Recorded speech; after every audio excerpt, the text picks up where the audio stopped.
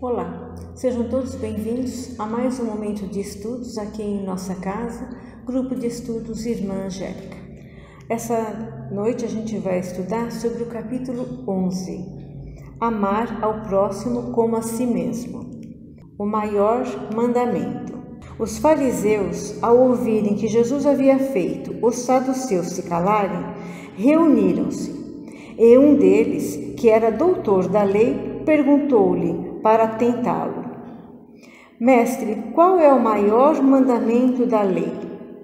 Jesus lhes respondeu: Amarás ao Senhor teu Deus de todo o teu coração, de toda a tua alma e de todo o teu espírito. Este é o maior e o primeiro mandamento. E eis o segundo, que é semelhante àquele: Amarás teu próximo como a ti mesmo. Toda a lei e os profetas estão contidos nesses dois mandamentos. Mateus capítulo 22, versículo 34 a 40. Então aqui, quando eles falam que o doutor da lei perguntou, tentando, o doutor da lei do judaísmo, eles conhecem todas as leis, todos os mandamentos do judaísmo.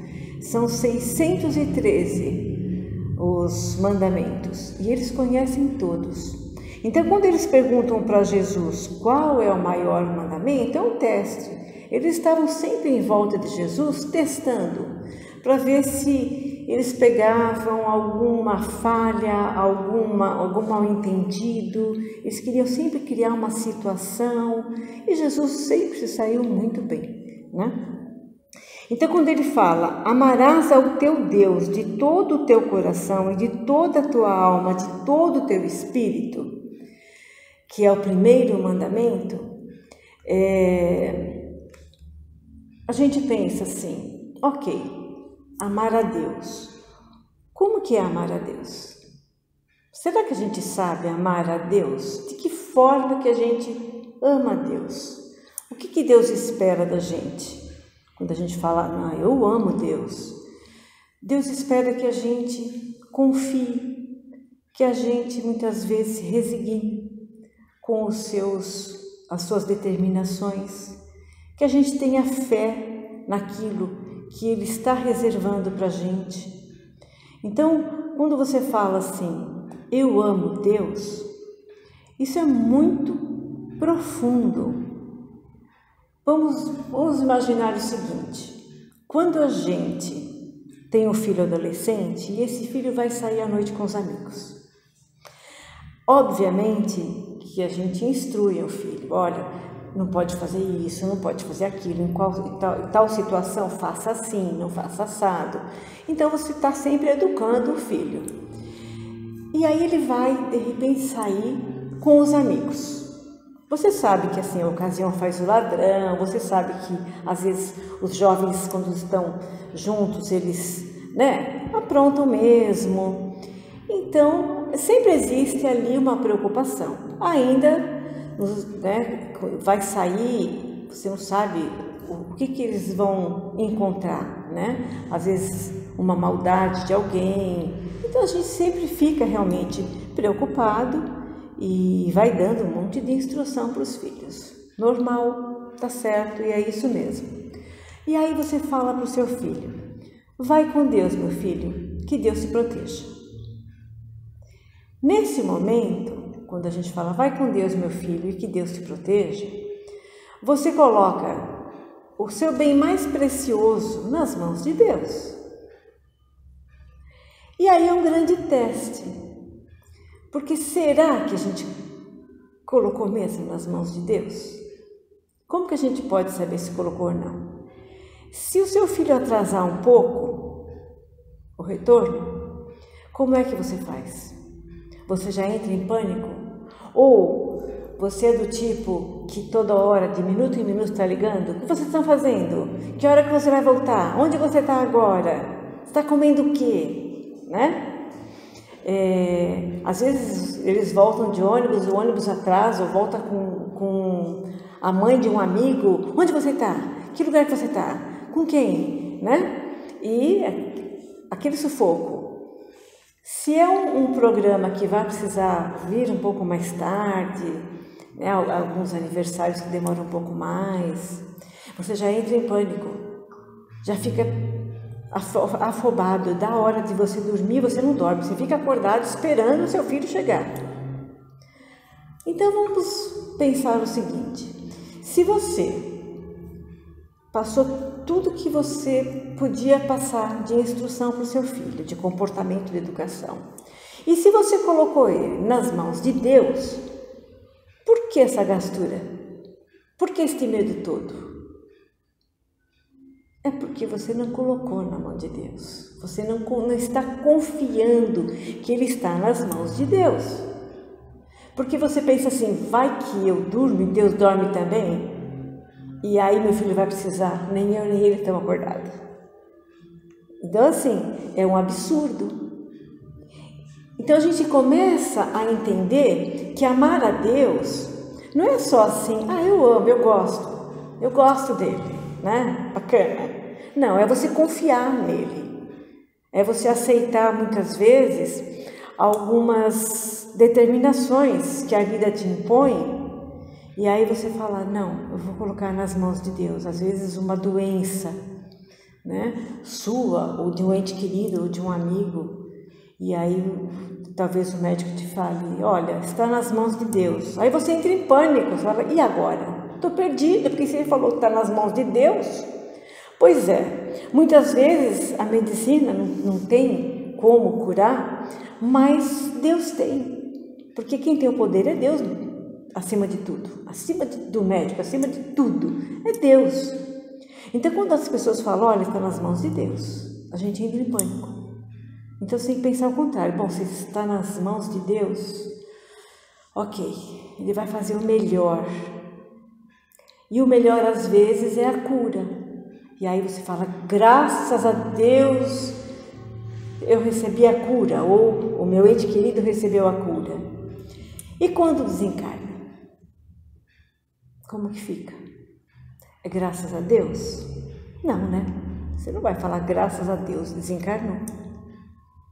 Mas a gente deveria. Porque às vezes Deus fez um grande favor para aquele espírito. De repente aquele espírito já cumpriu muito bem a sua missão aqui na Terra e vai para um lugar muitíssimo melhor. Às vezes esse espírito foi poupado de uma dor lá no futuro, então não, vamos trazer ele já de volta. Estava ali no programa da vida dele, olha, só vai ficar nesse planeta de provas e expiações durante um período curto, depois já pode vir embora. E a gente entra em pânico, e entra mesmo. E quando a gente pensa que Deus é soberano, que Ele sim sabe o que é melhor para cada um de nós, que Ele não nos vê como uma pessoa, Ele nos vê como um espírito. Então Ele vai procurar fazer o melhor pelo nosso espírito. Então, para a gente, o melhor era a cura. Para Ele, o melhor é vir embora. Do tipo, vem embora meu filho, já deu para você. Já está ótimo, não precisa sofrer mais. E a gente tem que se apegar nisso, porque quando a gente confia mesmo em Deus e ama a Deus de todo o coração, de toda a alma e com todo o nosso espírito, assim como Jesus disse, Ele frisou muito, é que você tem que segurar nas mãos de Deus mesmo, confiar e seguir. Se você é que desencarnou, você tem que fazer o mesmo, seguir. Porque às vezes nós somos tão ainda teimosos e tão mimados muitas vezes que no desencarne a gente não quer largar do corpo. E aí vai lá o seu espírito protetor, um parente querido, Deus permite que os entes mais queridos que desencarnaram antes vão lá, te chamam, venha, vamos embora, vamos lá que é bem melhor. Ainda assim, não, eu não quero, eu não quero, eu não quero. Sendo que se a gente confiasse em Deus, a gente iria. Não ia dar tanto trabalho para a espiritualidade, né? Não ia dar tanto trabalho para as pessoas que ficaram aqui sofrendo, porque se o espírito não aceita, fica ainda mais sofrido para aqueles que ficaram aqui, porque existe uma conexão, um sente o outro. Então, às vezes fica perturbando na casa, fica perturbando, chorando, lamentando, e é só tristeza e dor. Ao passo que se realmente amasse a Deus dessa forma, como Jesus nos disse, a gente não ia sofrer, ou sofreria muito menos, e não ia ficar tão revoltado, a gente ia entender exatamente o que é ser resignado, o que é confiar. E quando você falar para um filho, ou para o marido, ou para a esposa, vai com Deus, que Deus te acompanhe, que Deus te proteja, acredite nisso que você está falando. Acredite, faz parte da sua fé. Então não adianta falar da boca para fora. Não adianta você saber o evangelho de cor e salteado. Não adianta você ser um grande estudioso da lei. E se você não tem fé? E se você não tem vivência? Se você só tem a teoria? Você vai sofrer. Porque na hora do vamos ver, a teoria cai por terra. Aquilo que está dentro do seu coração, da sua alma, é isso que vai falar mais alto.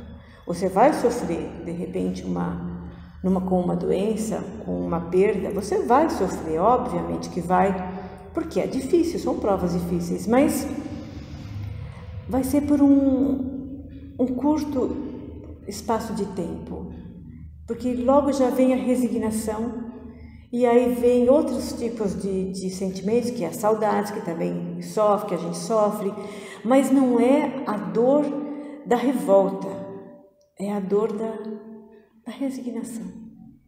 E aí a gente se abre para ser ajudado pelo plano maior, e eles vêm socorrer a gente também. E aí a gente fica muito mais aberto a Deus. E é isso que Jesus quis dizer. Amar a Deus é isso. E aí, tem mais. O segundo mandamento é: amarás ao teu próximo como a ti mesmo. Então vamos pensar. As pessoas se amam? Será que as pessoas se amam? Será que você se ama? Se admira? Será que você tem consideração por você? Ou você é do tipo que fala: ai, meu corpo, nossa, eu nunca gostei do meu corpo. Ou então: ai, meu corpo era tão bonito quando eu era jovem, mas agora, nossa, péssimo. Fica na frente do espelho se martirizando, se maldizendo. Vocês não têm noção do que essa energia é capaz de fazer com o seu corpo. Porque assim, é uma rejeição, né? Você é tolerante com as suas falhas? Porque a gente tem que ter em mente que nós não somos perfeitos. Ninguém aqui é.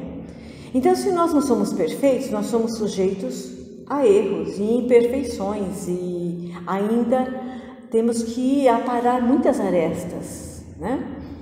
E será que a gente tem, assim, a humildade de enxergar isso, identificar aquilo que eu tenho que trabalhar em mim, sem revolta, sem falar: nossa, eu sou uma besta, eu não tenho jeito mesmo, porque eu sou burro, porque eu sou isso, eu sou aquilo. Não. Você tem que olhar e falar assim: ainda eu tenho muito para aprender. Hoje eu errei aqui, eu tenho que ser menos orgulhoso, eu tenho que ser menos egocêntrico, eu tenho que ser menos egoísta, e aí vai, mais humilde. E aí você identificou isso em você? Identificou. Aí você vai trabalhar isso em você, para você não ser tanto, ser um pouquinho melhor a cada dia e tal. E vai se perdoando, porque quando a gente erra, já foi. Então não adianta você se martirizar, morrer de remorso. Não. É como Jesus fala: vai, não peque mais. Então eu me perdoo e vou tentar não fazer mais. Obviamente eu vou ainda escorregar e cair outras vezes, mas eu vou tentar não cometer aquele mesmo erro, virão outros, mas aquele eu vou tentar já sanar. Então eu vou ser mais indulgente comigo mesmo, então eu vou aprender a me amar. Se eu posso me amar, aí sim eu vou poder amar alguém como a mim mesma. Porque se eu não me amar, eu não vou conseguir amar o outro como a mim mesma, se eu não me amo. Então, se ame. Seja uma pessoa humilde para reconhecer onde você tem que trabalhar e aprenda a se perdoar. E, fazendo isso, passe isso adiante, amando o seu próximo, perdoando o seu próximo. Não precisa ser um amigo, não precisa ser uma pessoa que você ame com paixão, mas aquela pessoa que te incomoda, pode ser essa pessoa que você vai perdoar, que você vai ser tolerante, que você vai ser indulgente, misericordioso. Quando uma pessoa te pedir perdão, desculpas, por alguma coisa que te magoou, que te ofendeu, perdoe, faça o melhor que você conseguir. Então, se uma pessoa falar, olha, me desculpa, eu estava nervoso, eu vou tentar não fazer mais. E você vai falar, olha, realmente isso que você falou doeu, machucou, né? Porque se você falar, tudo bem, ele vai falar, então tudo bem, aí vai fazer outras vezes. Não, você tem que falar, aquilo que você falou, o que fez para mim, me doeu. Mas se você está arrependido, está tudo certo. E tenta não fazer mais. Aí sim, aí você está perdoando, ou você está no caminho de perdoar alguém. Porque se a gente ainda tem que se perdoar, imagina perdoar o outro. Porque muitas vezes vai mexer com o nosso orgulho. Mas ele me ofendeu, ele me magoou. Eu sinto dor quando eu penso naquilo tudo que essa pessoa fez. Essa pessoa fez porque essa pessoa ainda ela está equivocada. Ela ainda tem muito para aprender. Às vezes ela é uma pessoa muito orgulhosa, egocêntrica. Mas se eu estou reconhecendo isso nela e reconheço em mim algumas coisas semelhantes, eu vou tentar perdoá-la. Porque eu sei que eu não sou perfeito e ela também não. Então, quem sou eu para não perdoar? Eu vou perdoar. Se for alguma coisa muito grave e você conseguiu perdoar, mas você fala assim, mas eu não confio mais na pessoa. Não tem problema, tem algumas pessoas que realmente não tem mais a nossa confiança, porque a confiança é algo que se conquista. A amizade é algo que se conquista. Talvez essa pessoa vai ter que outra vez trabalhar para conquistar devagar a sua confiança e sua amizade. Talvez ela nunca consiga, mas o seu perdão ela tem.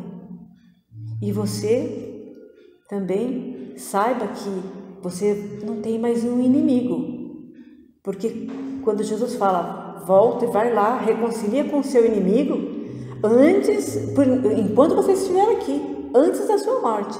Porque vai ficar mais fácil para vocês. Então, você fazendo isso, entendendo que você também erra, você vai conseguir perdoar. E vai conseguir amar ao seu próximo.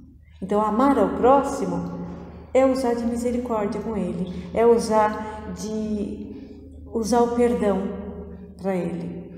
E não quer necessariamente dizer que você vai ficar grudado com ele. Não. Cada um segue o seu caminho muitas vezes, mas você perdoou, né? Então é isso que Jesus ele espera da gente. No Livro dos Espíritos, a questão 887 e 888, ela fala do amor. Porque assim, o amor é uma palavra que ela abrange muita coisa. Existe o amor divino, o amor materno, paterno, existe o amor que é com a paixão, o amor de uma pessoa, de um homem por uma mulher, um amor por um amigo, né? Mas também existe aquele amor que você fala, amo batata frita. Amar batata frita é diferente, obviamente, de amar seu filho. Mas é amar batata frita. Eu amo batata frita. Em vez de você falar, gosto muito de comer batata frita, a gente fala, eu amo batata frita. Então a gente tem que entender que existem vários tipos de amor, né? E assim, o amor pelos inimigos, o amor pelos desafetos, é esse. É aquilo que você enxerga no outro, que ele é um irmão, que ele errou, e assim como você também erra. Talvez você não fizesse o que ele fez, mas você vai fazer outra coisa, ou já fez uma outra coisa, tão grave quanto, né? Então, não somos ninguém para julgar. Então, de que forma? Qual é o roteiro a seguir? E aqui, Jesus também ele falou o seguinte para a gente, olha, fazei aos homens tudo o que gostaríeis que eles fizessem, fazer para os outros o que você gostaria que fizessem para você. Por quê? Porque quando a gente pensa, eu vou pedir desculpa, eu vou pedir perdão para aquela pessoa, você está ali querendo muito que ela te perdoe. Então faça isso, você também. Então faça para o outro aquilo que você espera que o outro faça por você, né? Respeite o outro do jeito que você quer ser respeitado. Aqui vou ler mais um trechinho bem interessante. Amar o próximo como a si mesmo, fazer aos outros o que gostaríamos que fizessem por nós, é a expressão mais completa da caridade, pois resume todos os deveres em relação ao próximo. Não há guia mais seguro sobre isso do que ter como regra fazer aos outros o que desejamos para nós. Porque quando a gente seguir isso como uma regra, a gente não erra. A gente não vai ficar equivocado. Então, bom, se eu gostaria de ser perdoado, eu vou perdoar. Se eu gostaria de ser bem recebido, quando eu vou visitar alguém, eu vou receber as pessoas bem também. Porque eu vi que é tão bom quando o amigo abre o braço e fala, que bom que você veio me visitar. Então, eu vou fazer o mesmo, porque foi tão gostoso receber aquela acolhida, vou fazer a mesma coisa. Então, aquilo que te faz bem, faz para o outro, né? Aprende, a gente tem que aprender muitas vezes com os exemplos dos amigos. Porém, não faça para os outros aquilo que você não quer que faça para você. Sabe quando você vai visitar alguém, a pessoa fala, o que você quer? O que você veio fazer aqui? Aí você fala, eu vim te visitar. Tá. É que eu estava de saída, você vai demorar? Isso não é receber ninguém bem. Então foi triste para você? Foi. Nunca faça isso com ninguém. Então, o contrário também funciona. A prática desses ensinamentos morais orienta e conduz à destruição do egoísmo. Quando os homens a tomarem como regra de conduta e como base de suas instituições, entenderão a verdadeira fraternidade e farão reinar entre eles a paz e a justiça. Não haverá mais ódios, nem desavenças, e sim união, concórdia e benevolência mútua. Então, quando a gente está num momento mais egoísta, a gente acaba prejudicando muitas vezes um trabalho, um grupo, uma boa intenção. O que é egoísta? Um egoísmo. Ego é a personalidade da pessoa. Ismo é um hábito. Então, o egoísmo é o hábito de se colocar em primeiro lugar. Eu sou o melhor, eu sou o mais inteligente, eu sou o mais preparado, eu sou o mais bonito, eu sou o mais merecedor, eu sou tudo de bom. Quando, na verdade, não existe ninguém assim, né?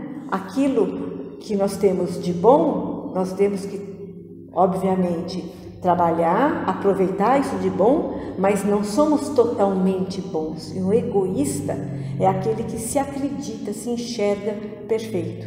Nós não podemos ser aquela pessoa que não tem autoestima, mas a gente não pode ser o egoísta. Nós temos que ter o caminho do meio, entender que o meu direito é o mesmo que o direito do outro. Aquilo que dói em mim vai doer no outro.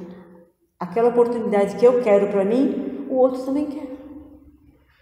Aquilo que eu sei, o outro pode não saber aquilo, mas vai saber outra coisa que eu não sei. Então, a gente tem que combater isso na gente, orgulho, egoísmo, esses sentimentos que destroem instituições, como está escrito aqui, fraternidades. Quantas vezes acontece isso, né? Então, vamos nos colocar sempre de uma forma mais humilde diante da vida, entender que nós erramos, que nós não sabemos tudo, que nós não somos os donos da verdade, que aquilo que a gente acha que é verdade, às vezes nós estamos totalmente equivocados, ou são meias verdades, porque no mesmo assunto, outros também têm a verdade dele, que nem sempre é errada. Às vezes é a verdade do outro, e do outro, e do outro, que são diferentes, mas todas estão corretas. Depende do ponto de vista, né? E a pessoa, quando não é egoísta, consegue enxergar todos os pontos de vista. É isso que Deus espera da gente. É isso que Jesus veio nos ensinar. É essa irmandade que tem que existir, porque aí sim é a união, aí a confraternização e a fraternidade real. Então, por essa noite, vamos ficando por aqui. Espero que a gente consiga colocar um pouquinho dessas lições no nosso dia a dia, que a gente consiga se olhar no espelho e falar: identifiquei onde eu tenho que melhorar e humildemente eu vou tentar melhorar. Até mais.